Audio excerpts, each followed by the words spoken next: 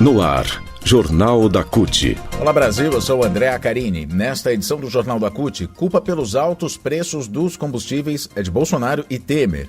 Preço do gás de cozinha explode em cidades abastecidas por refinaria privatizada. 4 anos sem saber quem mandou matar Marielle Franco e Anderson Gomes. E ainda, CUT e centrais sindicais, junto com o MST em São Paulo, lançam um calendário de lutas para 2022. Rádio CUT. Aqui, a classe trabalhadora tem voz. Acesse pelo site www.cut.org.br.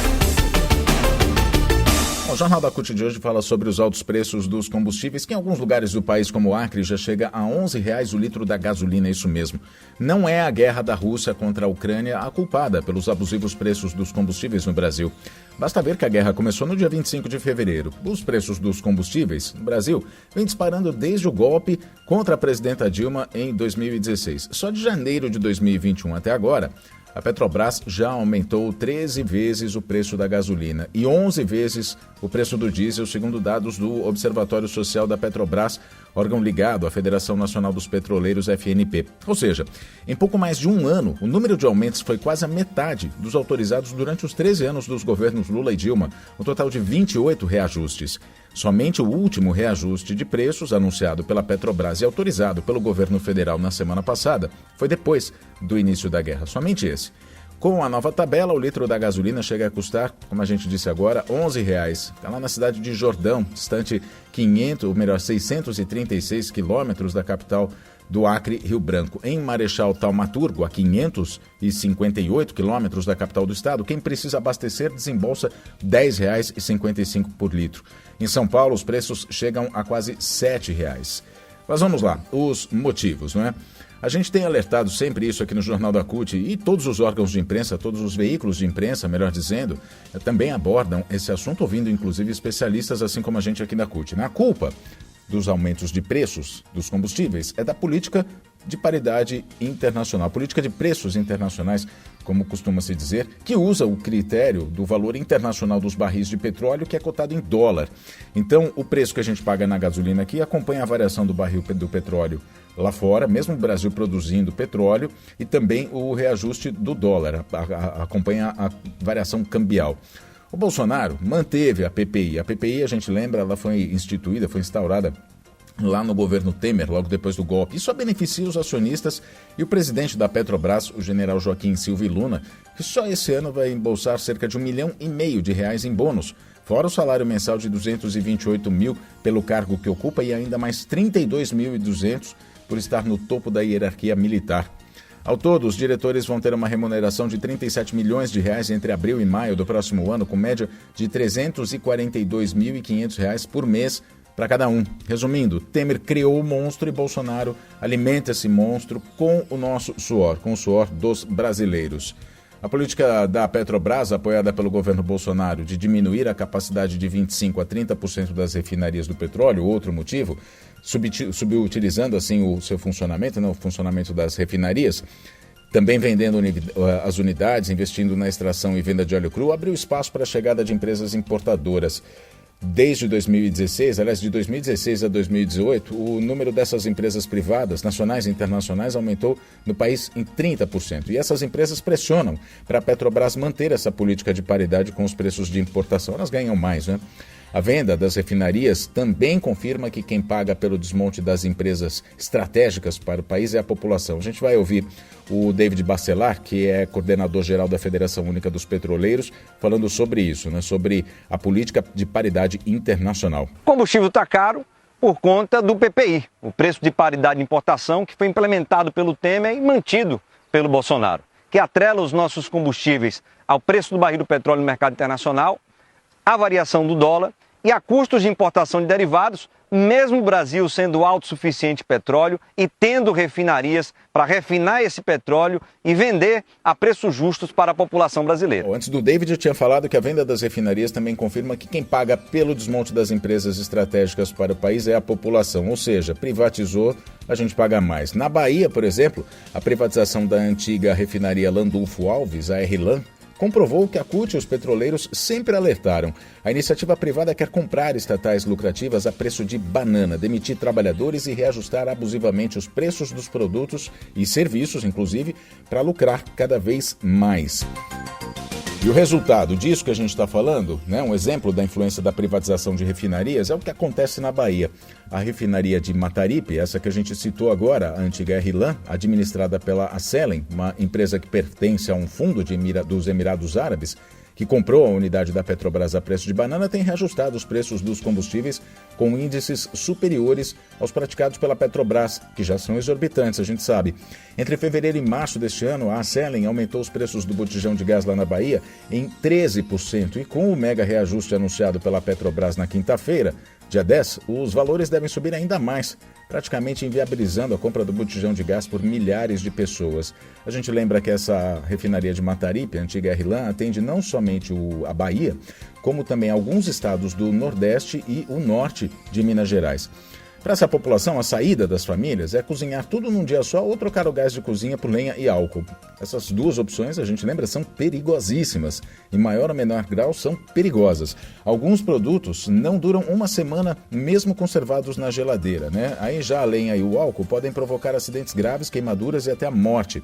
Então, cozinhar tudo de uma vez só não é uma boa ideia, porque os alimentos vão estragar depois, não é? E cozinhar com lenha e álcool é perigoso. A dona Raimunda de Souza, por exemplo, mora lá no bairro da Liberdade, em Salvador. Ela é viúva, mora em um pequeno apartamento de um condomínio popular com a filha e o neto. Ela não pode usar nem álcool e nem lenha. Se morasse numa casa, usaria. Mas ela foi obrigada a cozinhar tudo que pode, dessa forma que a gente disse, num dia só para tentar economizar o gás.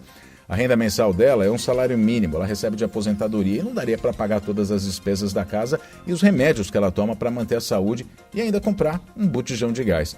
Aí ela diz o seguinte: eu tenho a sorte de ter minha filha que também ganha um salário mínimo e ajuda a manter a casa com o meu neto de 13 anos. Mas é tudo pesado, o gás vai para mais de R$130, isso dá 10,7% do salário mínimo e já faz um tempo que ela tem que se virar para conseguir economizar. E para economizar, ela diz que procura cozinhar dessa forma tudo de uma vez num dia só. Já cozinha o quilo de feijão para o mês, o arroz para 4 ou 5 dias, senão ela diz não dá. O Jairo Batista, que é coordenador do Sindipetro Bahia, diz que não tem outra saída para o país, não só para a população da Bahia, como para a população do país. Não tem como sobreviver se não for revogada essa política de paridade internacional. Ele diz, não faz sentido a gente pagar em dólar o que a gente produz aqui. Algumas iniciativas podem até atenuar o problema, como os projetos aprovados no Senado que criam um fundo de estabilização, mas ainda assim, acabar com a PPI é fundamental, ele diz. Notícias. O Jornal da CUT agora fala sobre os 4 anos do assassinato de Marielle. Um crime bárbaro até hoje, cercado de mistérios e sem a resposta principal, que é quem mandou matar Marielle e Anderson. Essa é uma das perguntas que a família da vereadora e do motorista, brutalmente assassinados no Rio de Janeiro, tem feito diariamente e reforçaram, inclusive nessa segunda-feira, dia em que o crime completou 4 anos sem solução. Na manhã dessa segunda-feira, a mãe de Marielle, a Marinete Franco, a irmã Aniele e a viúva de Anderson, a Agatha Arnal, foram ao Tribunal de Justiça do Rio de Janeiro para pedir acesso aos autos do processo. As famílias têm sido impedidas de acompanhar as investigações e ter maiores informações. O assassinato da vereadora Marielle e do motorista Anderson aconteceu em 14 de março de 2018. A parlamentar foi atingida por 4 tiros na cabeça, Anderson, o motorista, por 3 balas nas costas. As imagens revelaram que os criminosos acompanharam o carro de Marielle desde a saída de um evento no centro do Rio até o bairro de Estácio, onde aconteceu a execução. Uma assessora que acompanhava a vereadora sobreviveu ao ataque. A gente fala sobre as investigações. Entre os obstáculos para a solução do crime estão as sucessivas trocas de responsáveis pelas investigações.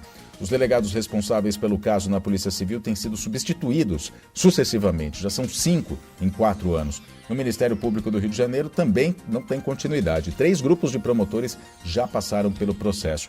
Segundo a Força Tarefa, os assassinos são Rony Lessa e Elcio de Queiroz. São ex-PMs e estão presos. Durante as investigações, surgiram suspeitas de ligação dos dois com o presidente Jair Bolsonaro. Rony Lessa morava e foi preso no mesmo condomínio de Jair Bolsonaro e de seu filho, o vereador Carlos Bolsonaro, na Barra da Tijuca, no Rio de Janeiro. Na ocasião, o porteiro declarou à imprensa que o outro acusado, o Elcio de Queiroz, foi ao condomínio no dia do crime e na portaria informou que estava indo na casa de quem? De Bolsonaro. Posteriormente, ele voltou atrás, afirmando ter sido um erro mencionar o presidente. A promotora do Ministério Público, que participou da entrevista coletiva, que classificou como falso o depoimento do porteiro, era apoiadora de Bolsonaro e havia feito campanha na época da eleição presidencial para o presidente Bolsonaro.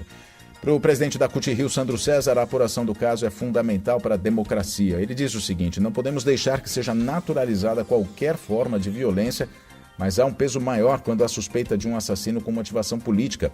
Até o momento não foi devidamente esclarecido o crime contra a vereadora e seu motorista, então cobramos que sejam apontados a motivação e os mandantes. Mobilização.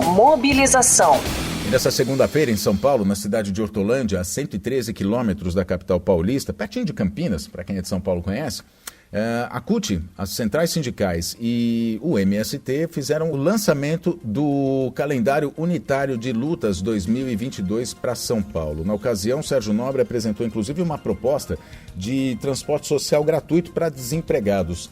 A cobertura completa desse evento, a live inclusive, você pode acompanhar pelo portal cut.org.br e também pelas redes sociais, YouTube e Facebook. Transmitimos esse evento, que teve a participação de Gleice Hoffmann, a deputada federal, presidenta do PT, Gleice Hoffmann, e ainda o Fernando Haddad, ex-prefeito de São Paulo e ex-ministro da Educação.